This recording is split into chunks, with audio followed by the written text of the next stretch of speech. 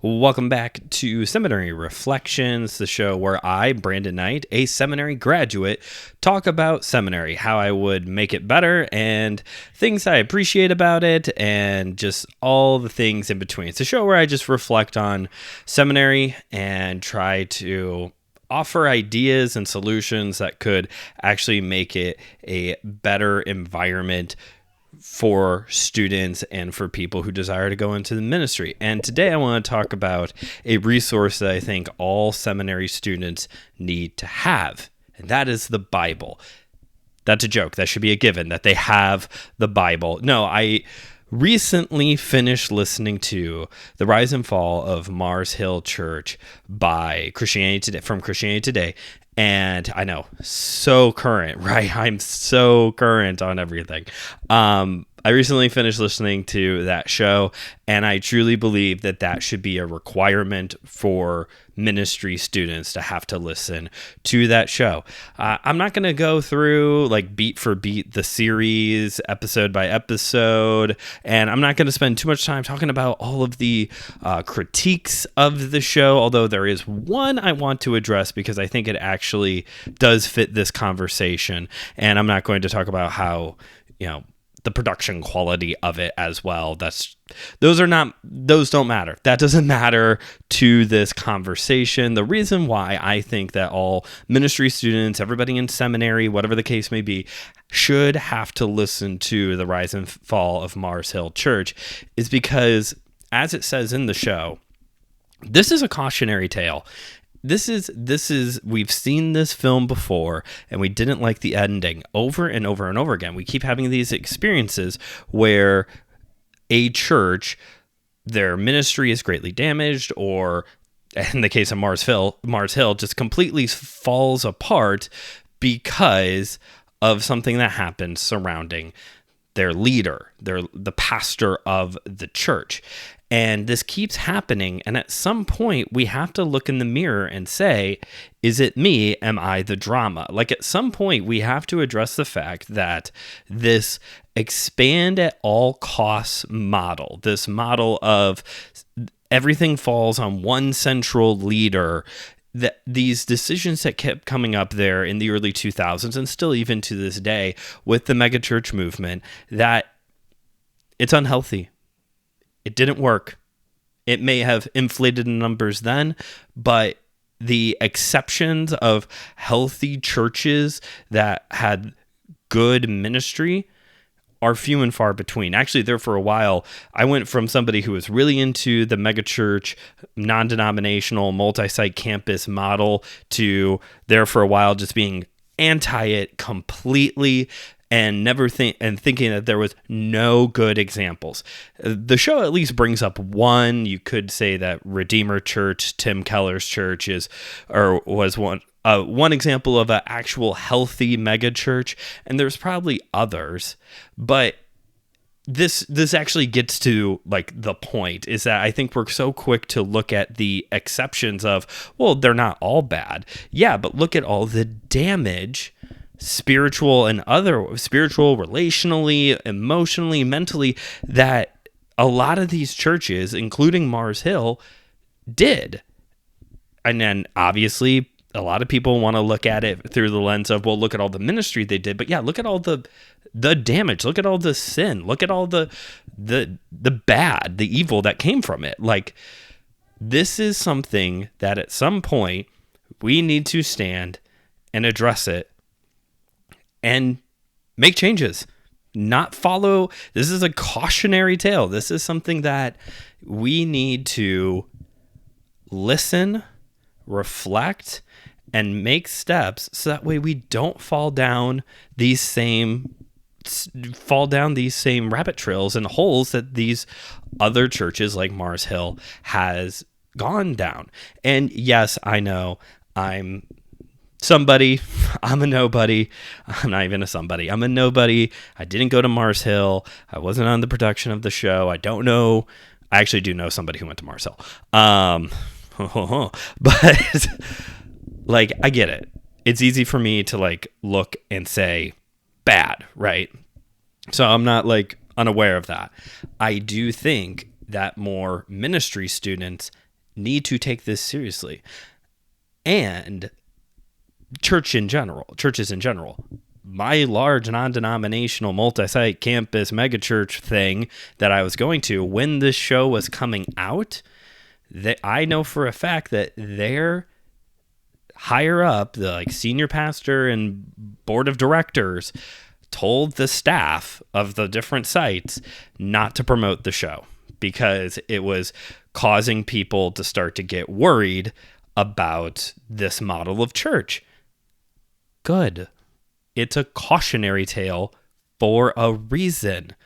It's not good that they were trying to steer people away from it. People need to know what happened and also learn and grow from it.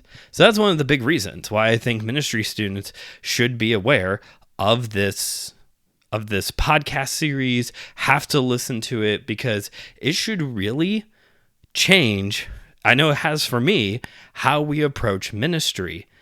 And that this whole expand at all costs kind of mentality is not good, is not healthy, and at some point it definitely becomes unsustainable. And another thing that I took from this show that I think is why ministry students should definitely check this show out and have to listen to it in seminary is the fact that power just seems to really change people. It just really seems to drastically change how people interact, how people minister, their personality. And, you know, there has been these moments, if you watch any of like the residency vlog episode videos I've been doing here on the channel as well, you know, I've talked about how I've had these moments where it's like, there's that temptation of, oh yeah, this is growing, this is successful because of me, because of what I'm doing,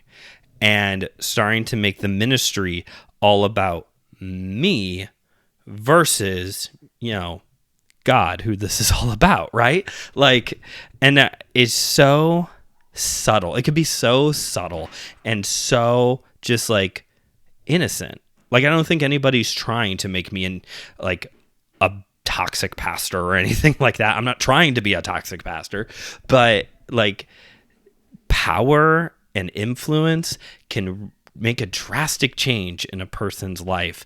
And whether you're going into ministry or you do like some kind of like podcasting video ministry stuff like this, like we need to be aware of the fact that that power, that influence, being an influencer, being a pastor, shepherd, like that is a high calling. It gives you a lot of authority, and you need to be aware of when you're starting to like abuse it and letting it go to your ego and your pride. Now, like I said, I didn't want to spend too much time talking about all the different criticisms of the show, of the rise and fall of Mars Hill, because, hey, there's going to be plenty. And, you know, there are cases where it's probably fitting. The one I want to talk about, there is some truth to it, for sure. And the criticism that I want to address is the fact that some people would point out that at some point the show takes a pivot and it stops being about the rise and fall of Mars Hill and more of a, okay, let's circle the wagons around Mark Driscoll and, you know, take him down. Like that's kind of what the show becomes there for a while, of like, we're going to just like come at Mark Driscoll now. And do I think that the show takes a turn? It does. Once you get to all those bonus episodes, it is a different show. We're not really doing the narrative of the rise and fall of Mars Hill anymore. We're doing more of like a like commentary on it, essentially, at that point. I'm saying we, like I was a part of the show. I was not. Definitely not. Clearly, I didn't even listen to it until very recently. But, and one of the reasons why this is lifted up of like, it just kind of lost the thread because it just became kind of this like bashing of Mark Driscoll there for a while rather than the narrative. Okay, fine. I do agree that it does take a pivot, and that I'm sure if we went episode by episode, we could find specific examples where that is true, where, hey, this actually isn't productive. We're just bashing Mark Driscoll because. And to that argument, the criticism goes on further that when you do something like that, all it's going to do is entrench people into their camps. The anti-Mark and the pro-Mark people are just going to get more entrenched when the show takes this turn of, and now let's beat up on Mark Driscoll. Here's my thing, though. Again, was the show perfect? Well, no, it's made by sinful people. So no, it's not going to be perfect. It was well produced. But that's besides the point. Again, besides the point. But here's my thing on the whole, what's the point of bashing Mark Driscoll? Because that's just going to get him and his devout followers more entrenched in their we're the victims mentality. Here's my thing. And if you don't like it, I guess you could just end the video when I start to sound out of line. So here's my thing. If you listen to the My Seminary Life podcast, you know that I consider myself an amateur cult researcher. I have no actual credentials, just to make that clear. I just really like learning about cults and reading articles and watching documentaries and reading books. I just find it very fascinating. Part of it is just like the study of religion, very unique religions. Unique is probably not the best word to use there, but it's kind of how it comes with cults. And when it comes to studying cults, whether it's a documentary, a book, or whatever, you can't talk about the institution without talking about the person. You can't talk about the People's Temple in Jonestown without talking about Jim Jones. You can't talk about Branch Davidians in Waco without talking about David Koresh, and so on and so forth. You can't have these talks about the institution without talking about the person at the center of it, because they make themselves the center of it. In order to, I think, really understand an abusive institution, you have to look at its leadership, especially when it's these cases where the leadership eventually falls around one person, where it's ride or die this one person. And you have to, are we going to be able to arrive at conclusions about this person as we analyze, especially when they don't want to participate in said examination? No. At some point, it is going to just be theory and hearsay, and yes, so it is not the most reliable resource, admittedly.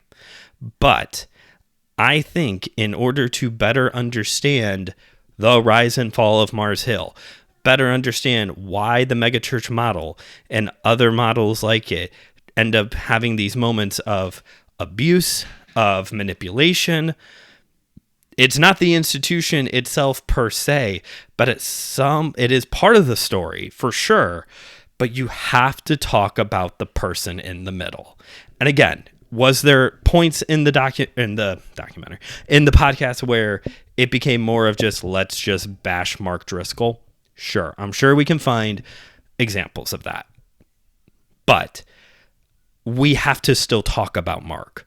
We do. We have to talk about abusive people and better understand why and how and what happened and all of those things, so that way we can learn and grow. I know this is a show where I talk about seminary, and there's a lot of people out there who are just anti-seminary. I get it. I've heard many complaints, and you know what? I agree with many of your complaints. Fun fact. But at some point, we have to just stop bashing the institution and also talk about the leadership, especially when it is revolving around one guy or one person in the middle of it. I think it's easy to bash an institution because it's essentially an inanimate object. It does comprise of people, obviously, but when you're talking about an institution, it's more like an object. It's a thing over there, something I can throw stones at away from me. But when we start talking about a person or a group of people even, then it's like we're putting skin and bones on an issue. And I'm sorry if that makes you uncomfortable. Like, I seriously do. I'm sorry if that makes you uncomfortable. But we still need to address it. We can't just say, and that guy was a bad person. Like, no, we need to actually spend time on that. Because again, if we want to turn out better people for ministry, healthier pastors, missionaries, whatever, we need to know, what do unhealthy people look like? What do toxic pastors look like? So yes, I do think that everyone in seminary, in divinity school, whatever you go to, should have to listen to The Rise and Fall of Mars Hill. And yes, again, I'm very much aware of the fact that I am so late to the party on talking about this, but better late than never. So thank you for watching this video. Make sure you subscribe and enable notifications to the channel. You can keep up with all the different shows going on here. Thanks for watching. We'll see you all next time.